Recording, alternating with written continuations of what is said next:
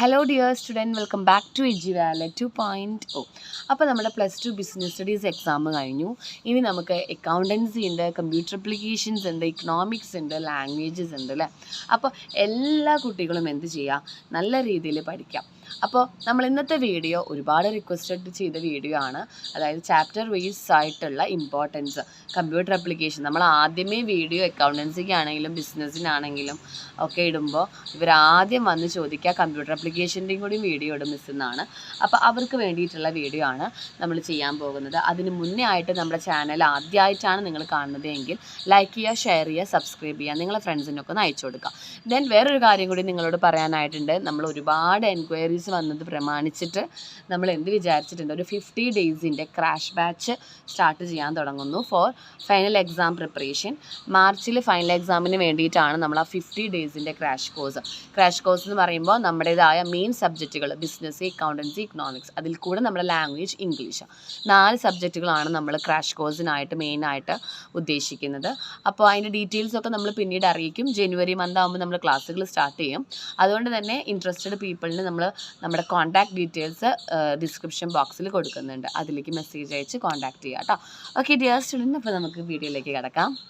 Okay, അപ്പോൾ നമുക്ക് computer അപ്ലിക്കേഷനെ Christmas എക്സാമിനുള്ള portion chapter 1 തൊട്ടിട്ട് ചാപ്റ്റർ 9 വരെയാണ്. 60 മാർക്കിൻ്റെ ക്വസ്റ്റ്യൻ പേപ്പർ ആയിരിക്കും. ഇതിൽ കമ്പ്യൂട്ടർ അപ്ലിക്കേഷൻ്റെ ഒരു സ്പെഷ്യാലിറ്റി എന്താണെന്ന് വെച്ചാൽ അധികം പഠിക്കാനില്ല. അതായത് ഒരു ചാപ്റ്ററിൽ ഒരു ടോപ്പിക്ക് പറഞ്ഞാൽ എക്സ്പ്ലനേഷൻസ് ഒന്നുമില്ല. വിത്ത് 1 സെൻറ്റൻസ് ആണ് എങ്കിൽ ആ ഒരൊറ്റ സെൻറ്റൻസ് എഴുതിയാൽ തന്നെ നിങ്ങൾക്ക് നല്ല മാർക്ക് കിട്ടും.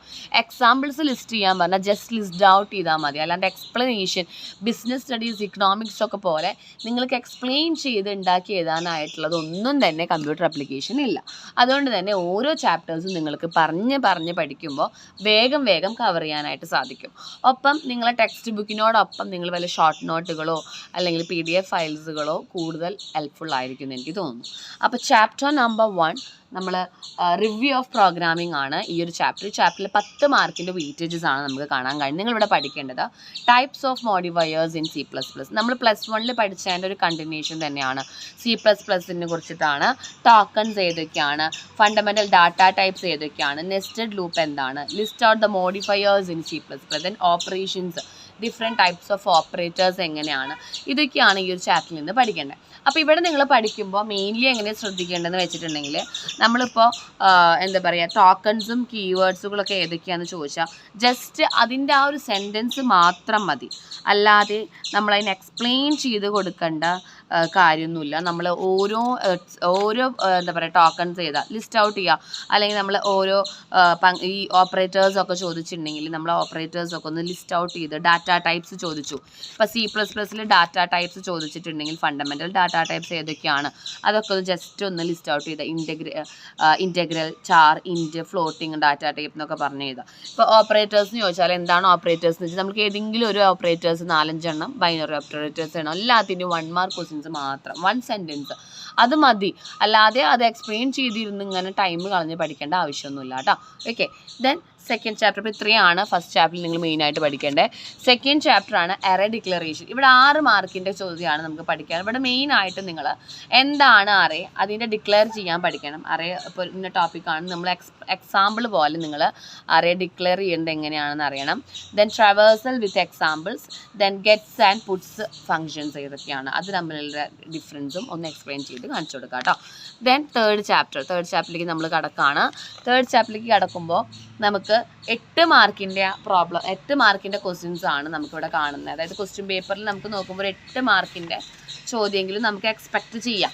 അപ്പോൾ ഇവിടെ നിങ്ങൾ മെയിനായിട്ട് പഠിക്കണം മോഡുലർ പ്രോഗ്രാമിംഗ് എന്താണ്, അതിൻ്റെ അഡ്വാൻറ്റേജസ് പഠിക്കുക. 3 മാർക്കിനൊക്കെ ചോദിക്കുള്ളൂ കേട്ടോ മോഡുലർ പ്രോഗ്രാം. നമ്മൾ ഈ കമ്പ്യൂട്ടർ ആപ്ലിക്കേഷനിൽ നമ്മൾ എക്സ്പ്ലനേഷൻ എത്ര കൊടുത്താലും നമുക്കൊരു 3 മാർക്ക് അല്ലെങ്കിൽ മാക്സിമം 5 മാർക്ക്, അതിൻ്റെ അപ്പുറം പോവില്ല.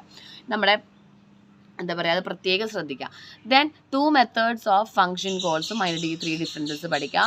3 സ്ട്രിങ് ഫംഗ്ഷൻസ് ഏതൊക്കെയാണ്, മോഡുലറൈസേഷൻ പാരാമീറ്റേഴ്സ് എന്താണ്, ബിൽറ്റ് ഇൻ ഫംഗ്ഷൻസ് ഏതൊക്കെയാണെന്ന് ഐഡൻറ്റിഫൈ ചെയ്യാനാണ് ചോദ്യം വരുന്നത്. നിങ്ങൾക്ക് ടോപ്പിക്ക് തരും, അത് ഐഡൻറ്റിഫൈ ചെയ്ത് ഏതാണ് ആ ഫംഗ്ഷൻ ഐഡൻറ്റിഫൈ ചെയ്യുക.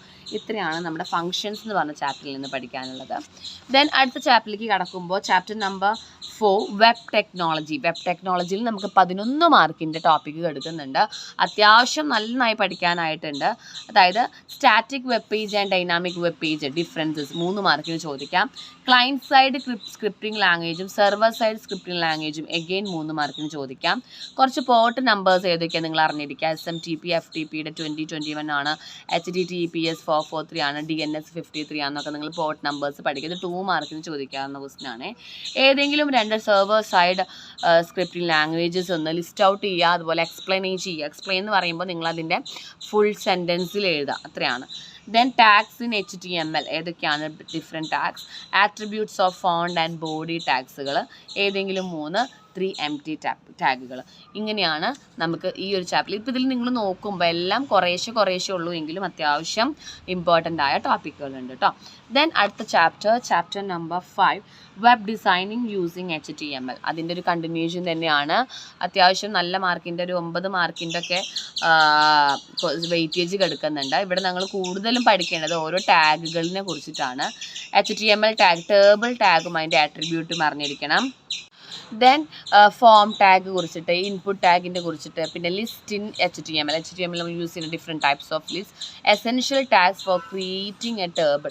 ഒരു ടേബിൾ ക്രിയേറ്റ് നമുക്ക് 3 മാർക്കിലേക്കും 5 മാർക്കിലേക്കും ചോദിക്കാൻ പോവാം ക്വസ്റ്റ്യനാണ് കേട്ടോ. എന്തൊക്കെ ടാഗ്സ് യൂസ് ചെയ്തിട്ടാണ് നമ്മൾ ടേബിൾ ക്രിയേറ്റ് ചെയ്യുന്നത്? ഏതെങ്കിലും 5 different form control that can be created by input tag use ചെയ്തിട്ട് നമുക്ക് ചെയ്യാൻ പറ്റുന്ന ഏതെങ്കിലും ഡിഫറെൻറ്റ് ടൈപ്സ് ഓഫ് ഫോംസ്. ഇത്രയാണ് നമ്മൾ 5ാമത്തെ പാഠം. നിങ്ങൾക്ക് വെബ് പേജസ് എല്ലാം അറിയുന്ന സ്റ്റുഡൻസ് നമുക്ക് പഠിക്കാൻ വളരെ എളുപ്പമായിരിക്കും കേട്ടോ. ദെൻ നെക്സ്റ്റ് ആണ് ചാപ്റ്റർ നമ്പർ 6. ഇത് വെബ് ഹോസ്റ്റിംഗ് എന്ന് പറഞ്ഞ പാഠത്തിൽ നിന്നാണ് കേട്ടോ എടുത്തിരിക്കുന്നത്. ചില കുട്ടികൾക്ക് ഇത് 7ാമത്തെ പാഠവും 6ാം പാഠമായിട്ട് അങ്ങോട്ടും ഇങ്ങോട്ടും ഡിഫറെൻ്റ് ഉണ്ട്.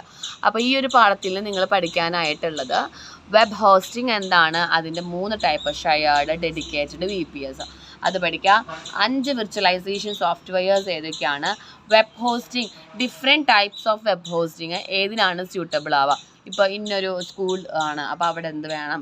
ദെൻ ഒരു ലൊക്കേഷൻ തന്നിട്ട് അവിടെ ഏത് വെബ് ഹോസ്റ്റിംഗ് ആണ് ബെറ്റർ അത് പറയണം. ദെൻ റെസ്പോൺസീവ് വെബ് ഡിസൈൻ എന്താണ്, ഇതും കൂടി നിങ്ങൾ അറിഞ്ഞിരിക്കുക. 6 മാർക്കിൻ്റെ വെയിറ്റേജ് ആണ് കേട്ടോ നമുക്ക് ഈ പാഠത്തിൽ നിന്ന് കാണാൻ കഴിയുന്നത്. ദെൻ ചാപ്റ്റർ നമ്പർ 7 ഇവിടെ client side scripting language using Java, അതാണ് നമ്മൾ ഈ പാഠത്തിൻ്റെ പേര്. ഇവിടെ data types that is used for Java script, string function എന്താണ്, ബിൽറ്റ് ഇൻ ഫംഗ്ഷൻസ് എന്താണ്, ഓപ്പറേറ്റേഴ്സ് എല്ലാം ജാവ സ്ക്രിപ്റ്റിനെ കുറിച്ചിട്ടാണ് ഇവിടെ പഠിക്കേണ്ടത്. ഓക്കെ, 6 മാർക്കിൻ്റെ ചോദ്യമാണ് ഇവിടെ നമുക്ക് പഠിക്കാനായിട്ടുള്ളത്.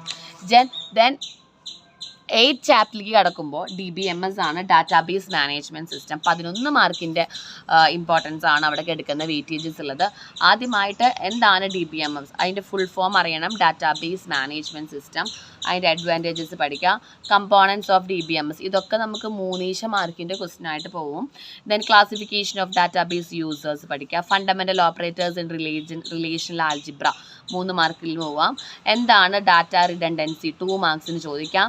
ലെവൽസ് ഓഫ് ഡാറ്റ അബ്സ്ക്രിപ്ഷൻ നമുക്ക് 2 മാർക്കിന് ചോദിക്കാം. ഡിഗ്രിയും കാർഡിനാലിറ്റിയും എന്താണ്, ജസ്റ്റ് 1 സെൻറ്റൻസ് 2 എഴുതിയാൽ മതി, 2 മാർക്കിന് പോവും. RDBMSലെ ഏതെങ്കിലും 2 കേസുകൾ നമുക്ക് 2 മാർക്കിന് ചോദിക്കാവുന്ന ക്വസ്റ്റ്യൻ ആണ്. അപ്പോൾ നല്ലപോലെ ഈ ടോപ്പിക്കുകൾ പഠിക്കുക കേട്ടോ 8ാം പാഠത്തിൽ. ദെൻ ലാസ്റ്റ് ചാപ്റ്റർ നമുക്ക് എക്സാമിനുള്ളത് ചാപ്റ്റർ നമ്പർ 9 SQL ആണ്, സ്ട്രക്ചേർഡ് ക്വറി ലാംഗ്വേജ്. ഈ ചാപ്റ്ററിൽ നിങ്ങളും അത്യാവശ്യം നല്ല പോയിന്റുകൾ പഠിക്കാനായിട്ടുണ്ട്. 11 മാർക്കിൻ്റെ ടോപ്പിക്ക് ഇവിടെയും വരുന്നുണ്ട്. SQLൻ്റെ കമ്പോണൻസ് DML, DDL, DACL ഇതിൻ്റെ ഫുൾ ഫോം പഠിക്കണം. ഇതെന്താണ് ഒരു 2 സെൻറ്റൻസ് എങ്കിലും അറിയണം. ഡാറ്റ ടൈപ്സ് ഇൻ SQL, ചാറും വാർച്ചാറും തമ്മിലുള്ള ഡിഫറൻസസ് ജസ്റ്റ് ഓരോ സെൻറ്റൻസുകൾ എഴുതിയാൽ മതി, അതാണ് 2 മാർക്സ് കേട്ടോ. ദെൻ കോൺസ്ട്രെയിൻസ് ഏതാണ്, ഏതെങ്കിലും 4 കോളം കോൺസ്ട്രെയിൻ, 3 DML കമൻസ്, ഇതൊക്കെ 2 മാർക്കിന് പോകുന്ന ക്വസ്റ്റ്യൻ ആണ്. എല്ലാം 2 മാർക്കിലേക്ക് പോകും. ഏതെങ്കിലും 3 അഗ്രിഗേറ്റ് ഫങ്ഷൻസ് ഓഫ് SQL, ഇത് നമുക്ക് 3 മാർക്കിലേക്ക് പോവാം. കമ്പോണൻസ് ഓഫ് SQL നമുക്ക് 3 മാർക്കിലേക്ക് പോവാം. ഇങ്ങനെയാണ് നമ്മുടെ കമ്പ്യൂട്ടർ ആപ്ലിക്കേഷൻ ക്രിസ്മസ് എക്സാമിൻ്റെ ചാപ്റ്റേഴ്സിലെ മെയിൻ ടോപ്പിക്കുകൾ ഞാൻ പറഞ്ഞതുപോലെ 2 സെൻറ്റൻസ് നിങ്ങൾ ആക്ച്വൽ ആയിട്ടുള്ളത് ഉള്ളതുപോലെ തന്നെ പഠിച്ചു കഴിഞ്ഞാൽ ഇവിടെ ടൈമില്ല എന്ന് പറയുമ്പോൾ നമുക്ക് കമ്പ്യൂട്ടർ ആപ്ലിക്കേഷൻ പഠിക്കാനായിട്ട് അധികം ടൈമിൻ്റെ ആവശ്യമില്ല ബാക്കിയുള്ള സബ്ജക്റ്റുകൾ പോലെ. അപ്പോൾ എല്ലാ സ്റ്റുഡൻസും കമ്പ്യൂട്ടർ ആപ്ലിക്കേഷൻസ് നല്ല പോലെ തിയറി ആയിട്ട് പഠിക്കുക. എക്സ്പ്ലെയിൻ ചെയ്യുന്നതിന് പകരം എന്താണ് ഇന്ന ടോപ്പിക് DBMS അതിൻ്റെ ഫുൾ ഫോം പഠിക്കുക, അത് എന്താണെന്ന് പഠിക്കുക, അത്രേ ഉള്ളൂ. അങ്ങനെ വേണം നിങ്ങൾ കമ്പ്യൂട്ടർ ആപ്ലിക്കേഷൻ പഠിക്കുമ്പോൾ കവർ ചെയ്ത് വരാനായിട്ട്. അല്ലാതെ അതിൻ്റെ ഒരു പാരഗ്രാഫോളം വായിച്ച് പഠിക്കാനായിട്ട് ഇരിക്കേണ്ട. മനസ്സിലാക്കുക, ഓപ്പറേറ്റേഴ്സ് അറിയാം, ഓരോ ടാഗുകൾ അറിയാം, അതിൻ്റെ ആട്രിബ്യൂട്ട്സ് അറിയാം. ചിലപ്പോൾ ലിസ്റ്റ് ഔട്ട് ചെയ്യാനേ ചോദിക്കുള്ളൂ. അപ്പോൾ 4 എണ്ണം ലിസ്റ്റ് ഔട്ട് ചെയ്യാൻ 2 മാർക്കിന് ചോദിച്ചാൽ ജസ്റ്റ് ലിസ്റ്റ് ഔട്ട് ചെയ്ത് വെച്ചാൽ മതി. അതിൻ്റെ എക്സ്പ്ലനേഷനിലേക്ക് പോകേണ്ട ആവശ്യമൊന്നും നമുക്കില്ല. സോ കമ്പ്യൂട്ടർ ആപ്ലിക്കേഷൻ എന്ന് പറയുമ്പോൾ അത്രയും എളുപ്പമാണ് പഠിക്കാൻ. പക്ഷേ കുറേ ഉള്ള കാലം നിങ്ങൾക്ക് എങ്ങനെയാണ് എന്നൊരു രൂപം ഉണ്ടാവില്ല. അപ്പോൾ ഓരോ പാഠം പഠിക്കുമ്പോഴും അതിൻ്റെ ആവശ്യമുള്ള മെയിൻ കാര്യങ്ങൾ മാത്രം പഠിക്കാനായിട്ട് ശ്രദ്ധിക്കുക. അല്ലാതെ അനാവശ്യമായ കാര്യങ്ങൾ പറഞ്ഞ് സമയം കളയാനായിട്ട് നിൽക്കണ്ട കേട്ടോ. ഓക്കെ ഡിയർ സ്റ്റുഡൻറ്റ്, അപ്പോൾ വീഡിയോ ഹെൽപ്ഫുൾ ആയെന്ന് കരുതുന്നു. വീഡിയോ ഹെൽപ്ഫുൾ ആയെങ്കിൽ ലൈക്ക് ചെയ്യുക, ഷെയർ ചെയ്യുക, സബ്സ്ക്രൈബ് ചെയ്യുക, നിങ്ങളെ ഫ്രണ്ട്സിനൊക്കെ ഒന്ന് അയച്ചു കൊടുക്കുക, മാക്സിമം സപ്പോർട്ട് ചെയ്യുക. Okay, thank